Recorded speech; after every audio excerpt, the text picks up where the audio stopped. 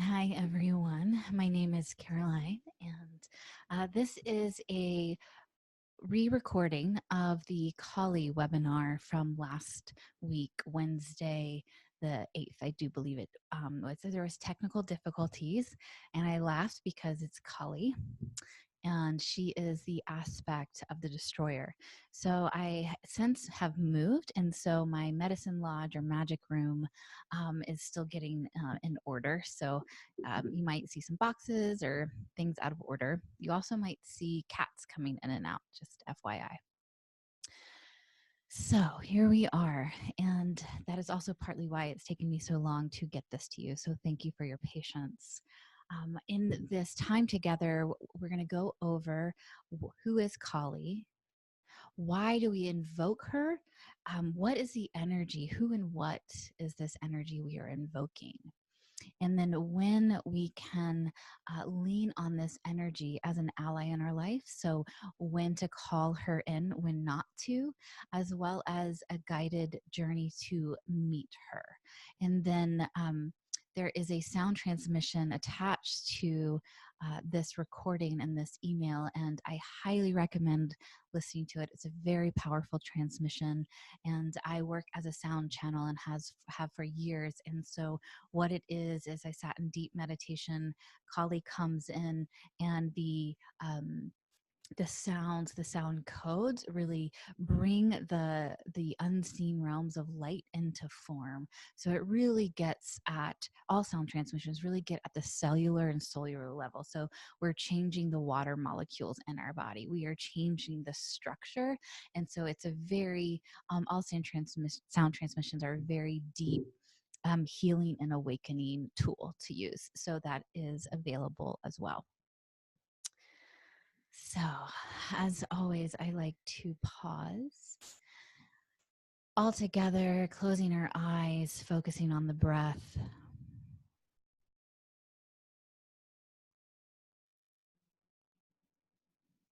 Allowing the inhalations and the exhalations to bring you to this moment, gathering yourself from the day, from the evening, committing your presence to right here, right now.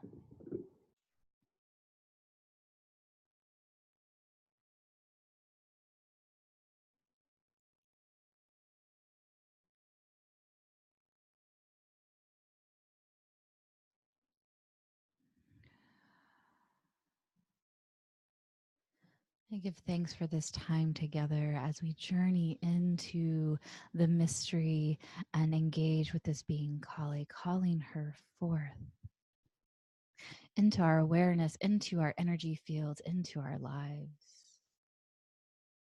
Ma Kali, Ma Kali, Ma Kali.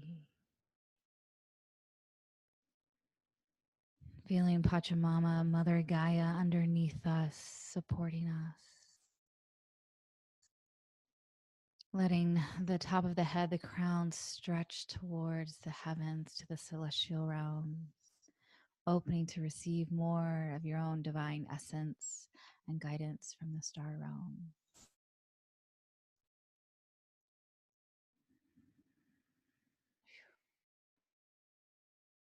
And a couple more deep breaths, perhaps making a sound on the exhale. Letting yourself relax. Relax into this moment. There's nothing to do. You don't need to reach forward to receive the information, receive the transmission. You can relax into being right here, right now. Last breath.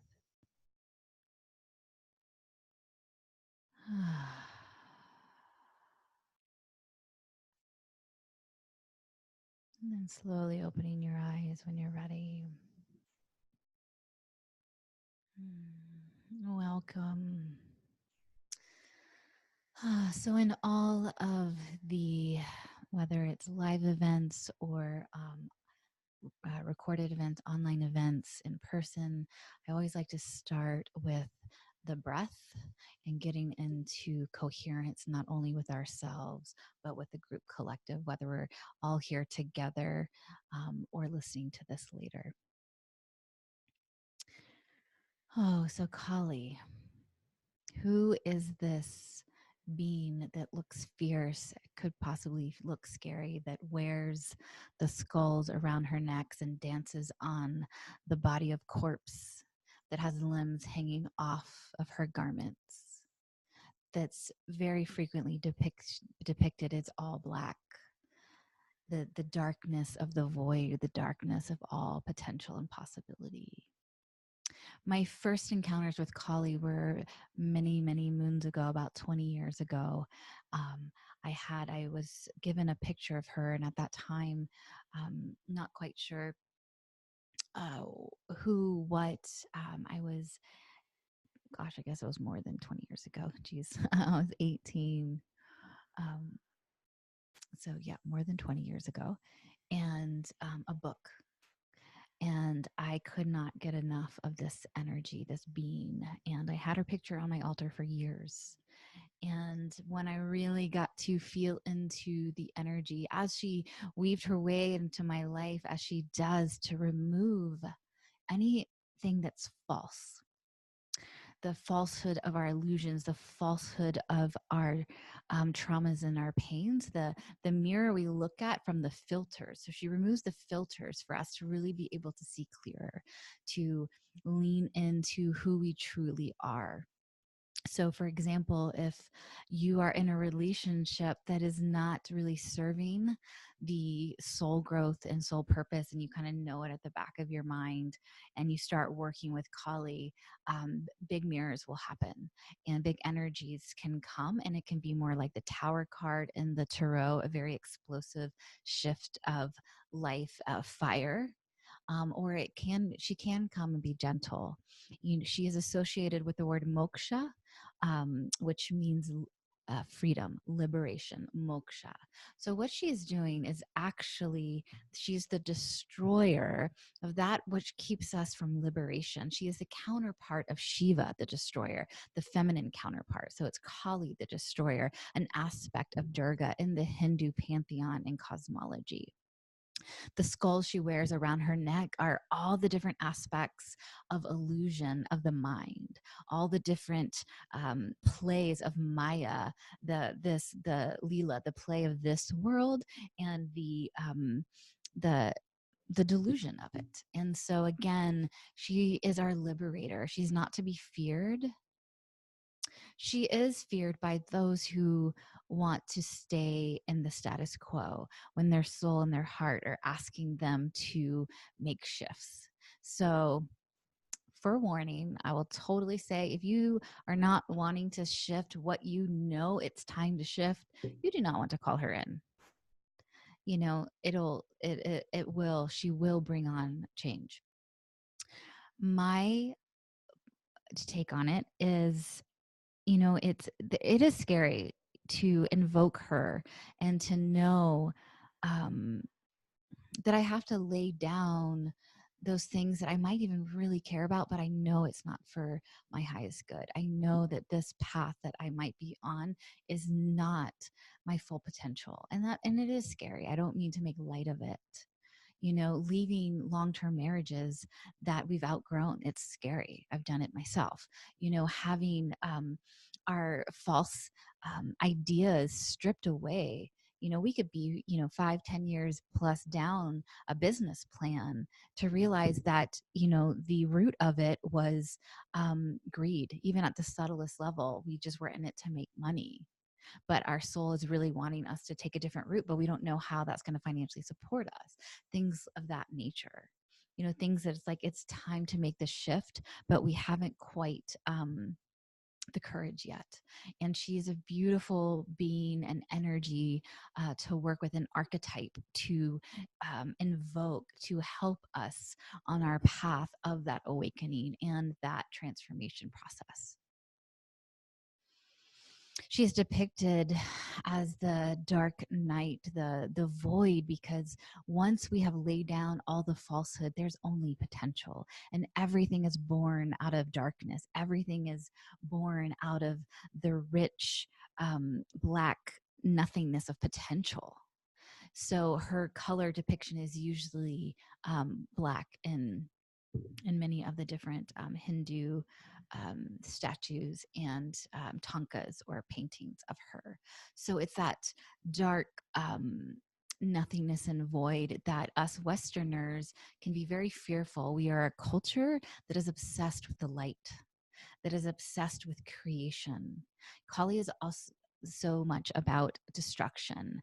You know, as Shiva, the feminine counterpart of Shiva, she is here to destroy that which is not for the highest good. And in our Western culture, we are obsessed with the sun, we are obsessed with light, and we are obsessed with consumer and creation. We are not, there's not too many workshops of come join this to learn how to destroy properly, to learn how to destroy those things that are not serving you so that you can create. It's not that she's not about creation. What is, the void? That's endless potential of creation. But what it is the destruction, again, of falsehood, the destruction of the grasping, the illusions, the fears. So she comes and strips us and has us face our deep fears much of the time, so we can be free, and that we're not, spending our energy managing this way of not going to the places that are scary. She's a powerful, powerful ally. And I was there's I had wanted to go, I have not, but I wanted to go to Varanasi in India.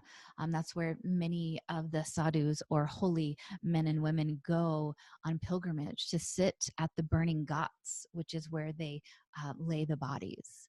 And it's the burial grounds, or not the burial grounds, but the pyres. So, and there's a pilgrimage to go, and Varanasi is also the capital of music and creation, but the ghats are also right there. And though I've not been, at this time period in my life, I was obsessed with going to really like sit in the face of death. We, in our Western world, there we don't see much of that around our culture. We see roadkill. We are sheltered a lot from the absolute death and creation, two sides of the same coin. What we see instead is like billboards everywhere, and like create more money, create, all of your dreams manifest. And if we could learn how to lean more into the destructive aspect of the universe, because it happens every day and all the time, but we tend to push it away. So if we could make friends with this, and know when it's time to really engage in destruction as much as we want to create. So she is a beautiful being to work with in helping to face our fears of death and destruction. So we really can honor the birth process and the creation process. We can have moksha, we can have liberation. So two of so Amaji, the hugging saint, in India, as well as Paramahansa Yogananda, who wrote Autobiography of a Yogi in the 50s. I had a picture of what his statue of Kali was in his home in India. A friend of mine went on pilgrimage there, and he was one of my root teachers in that lineage of Kriya Yoga. And as well as Amma, I have a picture of her statue, and many, many, many saints that I have, and enlightened avatars that I have either been blessed in their direct presence or have studied the lineages. They have Kali as one of their main energies and beings and aspects of the Divine Mother, aspects of the divine that they work with. And I found that interesting. They're from different parts of India. There is this way that we have to, in order to truly have full awakening, engage deeply with this aspect of the Divine Mother of destruction. So that is the who and what this energy is. And so if you're feeling like that you really are ready, and but you're doing all the things, and there's, of course, we have our subconscious sabotage and we have our wounding. And so if you want help in the movement, if you feel like you're in a rut and you need help with moving forward, which does mean laying things down, then Kali is a beautiful energy to work with. The sound transmission is a beautiful time to say, you know what, I'm ready. I'm ready to put my fears, my illusions in the fire. Take it. Then she is a beautiful ally to call upon and to journey with, as well as listen to the sound transmission. Again, she is someone or a being that really, and can come in a gentle form, but she really is dedicated to our liberation. So it is a very powerful guide.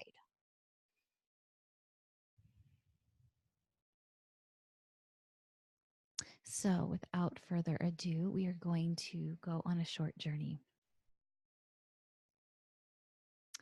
So getting yourself comfortable, we're going to close our eyes once more.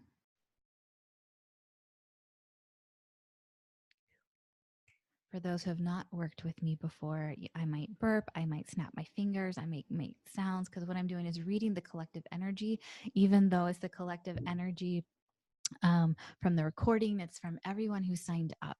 It's that collective energy that doesn't matter if we are in this linear time or later.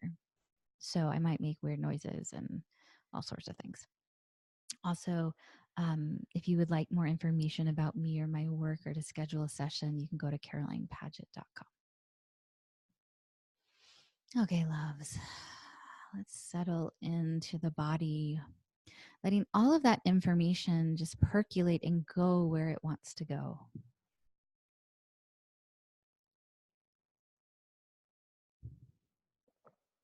Using the breath to center yourself once more. Letting the body and the mind, the emotions know that we are about to go on a journey.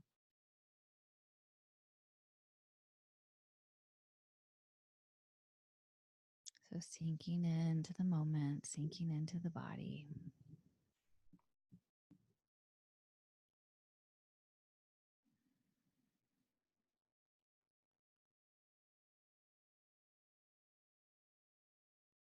Good.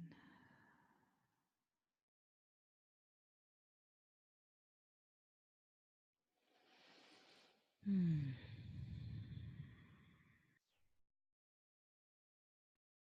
And in your mind's eye, that place of inner vision, you notice a path before you. You begin to walk on this path, stretched out in front. Taking your time, engaging all the senses. What does the ground feel like? Are you barefoot? What does it feel like? What's the temperature of the air? What are your surroundings? What do you hear? This path goes forward, winding, winding.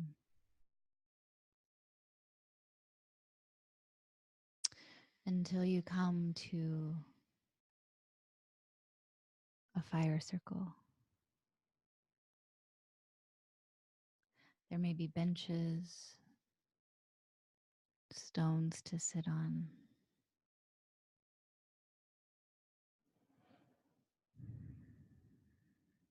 And you notice that there is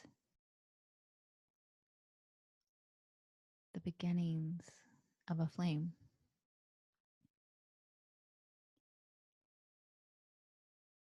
The flame gets brighter and bigger.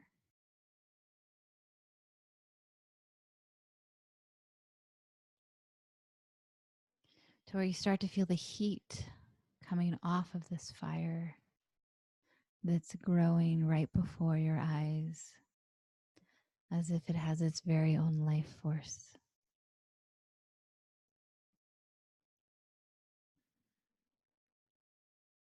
It grows so big, as big as yourself.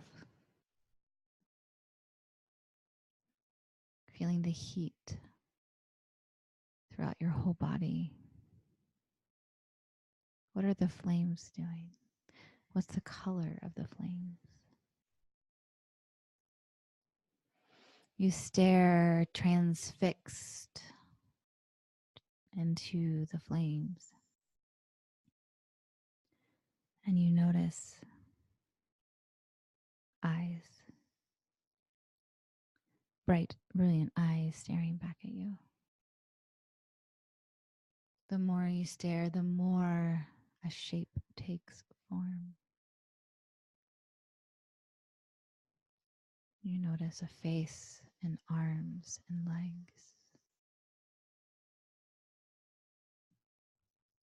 You may feel a little fear. You may feel like meeting an old friend.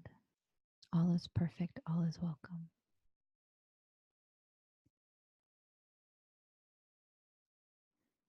This being comes out of the flames. You know her to be Kali, Kali Ma, Kali Ma, Kali Ma, the destroyer, the liberator, the giver of freedom.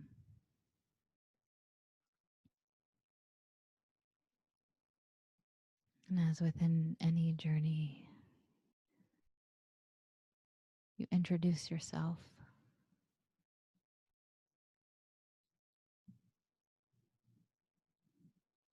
And listen, what does Kali have to say? What is the good medicine being offered? What are you ready to give up to her?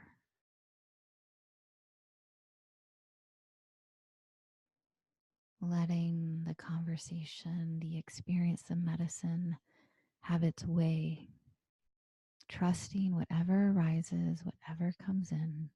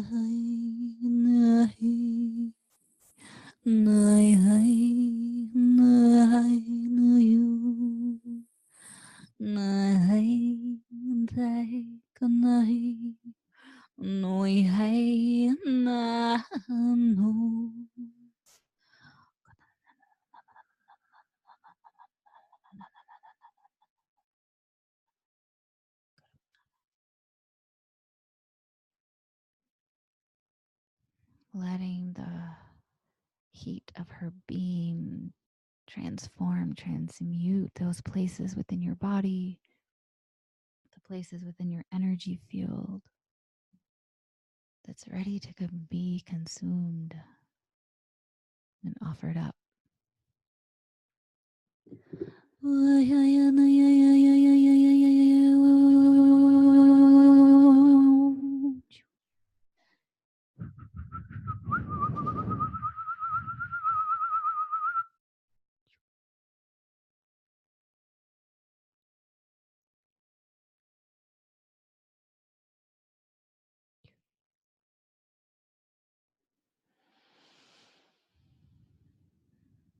Taking the next few moments for this interaction to come to completion for now, knowing that you may always journey to meet Sister Kali, to receive some of her good medicine. Asking if there's any last words of wisdom or action. She might offer you a healing. Trusting what comes.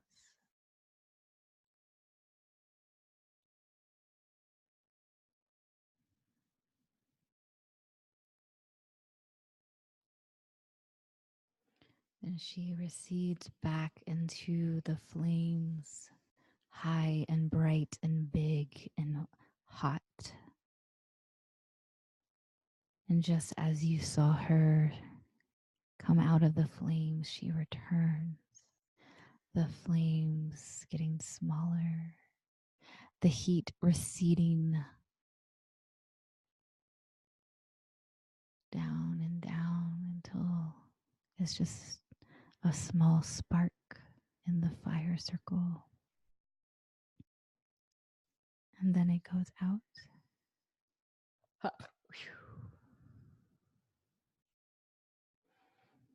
Perhaps making an offering to this holy place, to the fire around you, offering flowers, cornmeal, tobacco, a song from your heart or your gratitude. Then walking back up the path, taking your time, feeling into how things might feel different.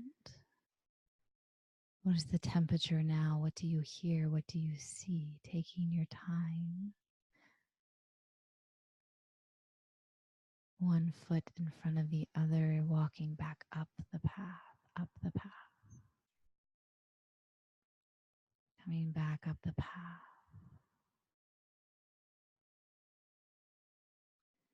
Till you arrive fully back.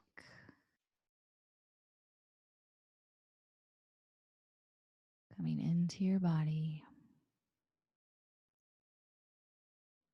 Coming all the way back into your body. Feeling the breath go deep into the pelvic floor, into your belly.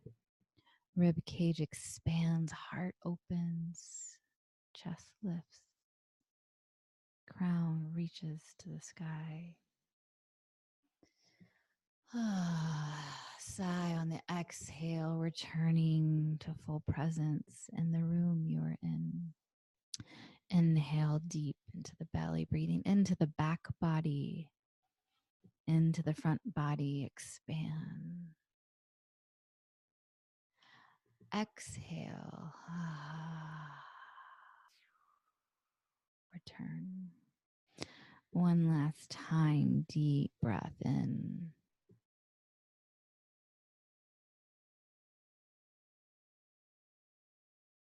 Exhale, sigh.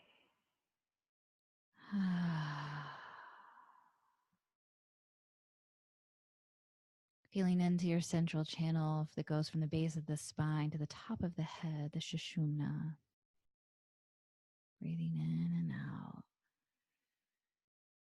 Taking your time, slowly opening your eyes, letting the gaze be soft. You can unwind your neck, your shoulders, move your body, move around. And welcome back. So make sure to drink water. It's very good to write about, jot down anything that occurred in your journey. Journeys are similar to dreams. And even though we feel we might remember as our days go on and our mind gets busy, they can be like fleeting dreams. So I keep a journal this just for journeying, or notebook for this just for journeying, so I can just hold all those sacred travels. And yeah, please feel free to listen to this over and over and pause the recording so you can stay at the fire longer. Listen to what the guidance was. If there's a directive, I suggest following it. And I think that's it. I don't want to get too mental after a deep dive like that. So I hope this was useful and helpful and insightful. And I look forward to being with you again in Sacred Circle and Sacred Time together. Again, Caroline Paget. You can find more information about me at carolinepaget.com. And thank you for your time and energy, and many deep blessings in working with this powerful ally in your life. All right, be well.